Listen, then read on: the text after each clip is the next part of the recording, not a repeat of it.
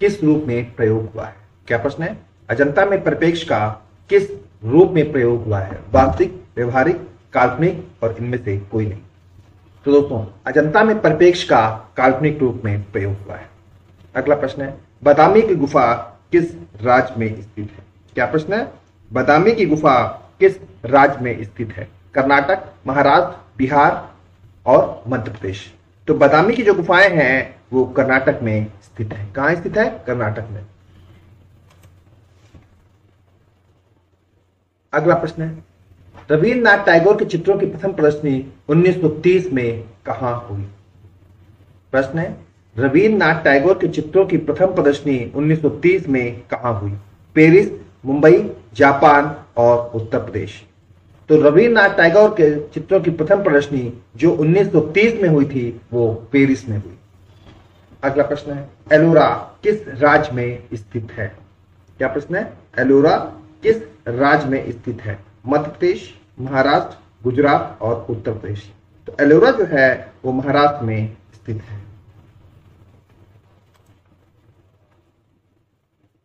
अगला प्रश्न है, सित्तलवासन की गुफाएं किस नदी के तट पर स्थित है? प्रश्न है, सित्तलवासन की गुफाएं किस नदी के तट पर स्थित है? कृष्णा, कावेरी, ताप्ती और नर्मदा। तो सित्तलवासन की जो गुफाएं हैं वो कृष्णा नदी के तट पर स्थित है। एलोरा का प्रमुख मंदिर कौन सा है? क्या प्रश्न है? एलोरा का प्रसिद्ध मंदिर कौन सा है? बृहदेश्वरी मंदिर, दुर्गा मंदिर, कैलाश मंदिर और पार्श्वनाथ मंदिर। तो एलोरा का प्रमुख मंदिर कैलाश मंदिर है। कौन सा है एलोरा का प्रमुख मंदिर? कैलाश मंदिर।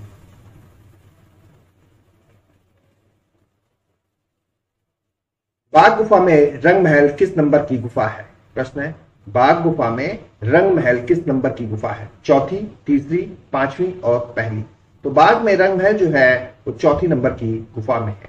अगला है, सिगिरिया गुफा के चित्र किसकी चित्रकारी से मिलते जुलते हैं?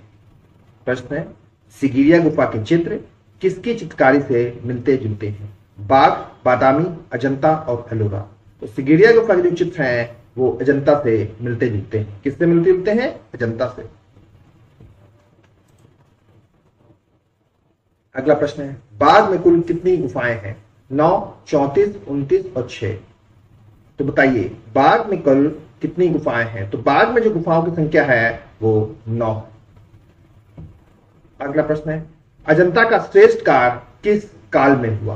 प्रश्न है, अजंता का श्रेष्ठ कार्य किस काल में हुआ? चालुक्य, वाकाटक, गुप्त और कुषाण। तो अजंता का जो श्रेष्ठ कार्य है वो गुप्त काल में हुआ था।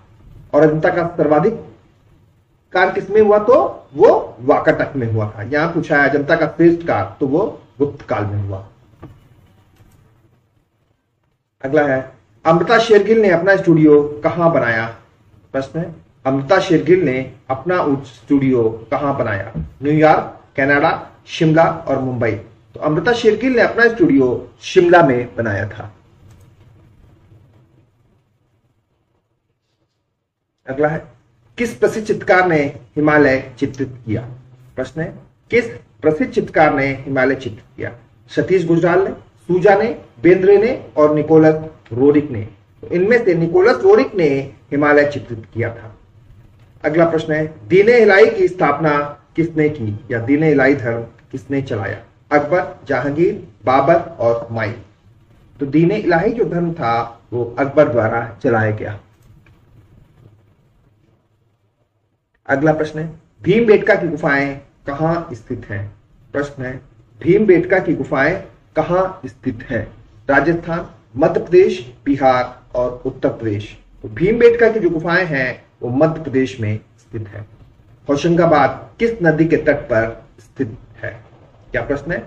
होशंगाबाद किस नदी के तट पर स्थित है? नर्मदा, गंगा, कावेरी और यमुना। तो होशंगाबाद जो है वो नर्मदा नदी के तट पर स्थित है। अगला है, अनुकरण ही कला का मूल है, यह किसका कथन है? प्रश्न है, अनुकरण ही कला का मूल है, यह किसका कथन है? रविन्द्रनाथ टैगोर का, हीगले का, अरस्तु का और कोचे का। तो ये अरस्तु का कथन है। किसका कथन है? अरस्तु का, कि अनुकरण ही कला का मूल है। अगला प्रश्न है, बादामी की खोज का श्रेय किसे जाता है? प्रश्न है, बादामी की खोज का श्रेय किसे जाता है?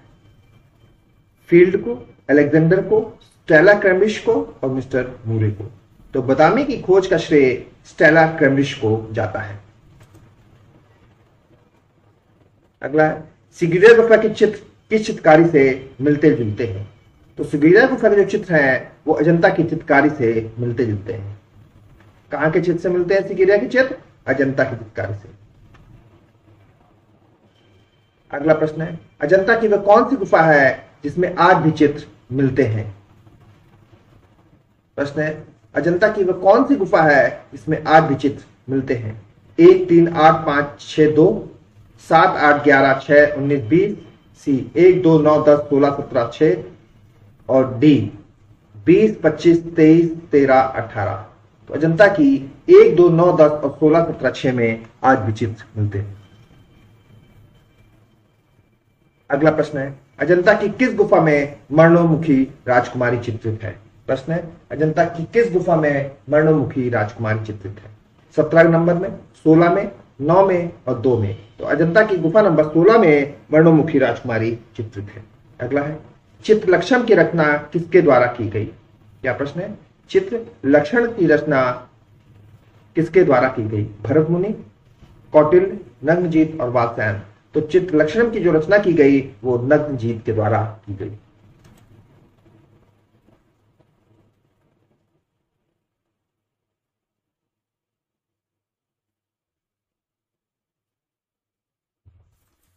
प्रश्न है, जोगीमारा गुफा किस पहाड़ी में स्थित है? सतपुड़ा, हिमालय, नीलगिरी और रामगढ़। तो जोगीमारा की जो गुफाएं हैं वो रामगढ़ की पहाड़ी में स्थित है। पाल शैली के संरक्षक कौन थे, या पाल शैली को किसने संरक्षण प्रदान किया? चालुक्य, शुंग, पाल और चोल। तो पाल शैली को जो संरक्षण प्रदान किया था वो पाल शासकों ने किया था। किसने किया था पाल शैली को संरक्षण? पाल शासकों ने। अगला है, चैत को कहा जाता है? प्रश्न है, चैत को कहा जाता है या चैत को क्या कहते हैं? ये दोनों भी प्रकार से प्रश्न पूछ सकते हैं। पूजा गृह, निवास स्थान, गर्भगृह और गैलरी। तो चैत को पूजा गृह कहा जाता है। अजंता की सर्वप्रथम बनी प्रतिलिपि कहां प्रकाशित हुई? प्रश्न है, अजंता की सर्वप्रथम बनी प्रतिलिपि कहां प्रकाशित हुई? जहांगीर आर्ट गैलरी मुंबई, भारत कला भवन बनारस, क्रिस्टल पैलेस इंग्लैंड और इनमें से कोई नहीं। तो अजंता की सर्वप्रथम बनी प्रतिलिपियां जो है क्रिस्टल पैलेस इंग्लैंड में प्रदर्शित हुई। अगला प्रश्न है, बिना तुलका की सहायता से कौन से रंग प्रयोग किए जाते हैं? प्रश्न है, बिना तुलका की सहायता से कौन से रंग प्रयोग किए जाते हैं? तो बिना तुलका की सहायता से पेस्टल रंग प्रयोग किए जाते हैं। कौन से रंग प्रयोग करते हैं? पेस्टल।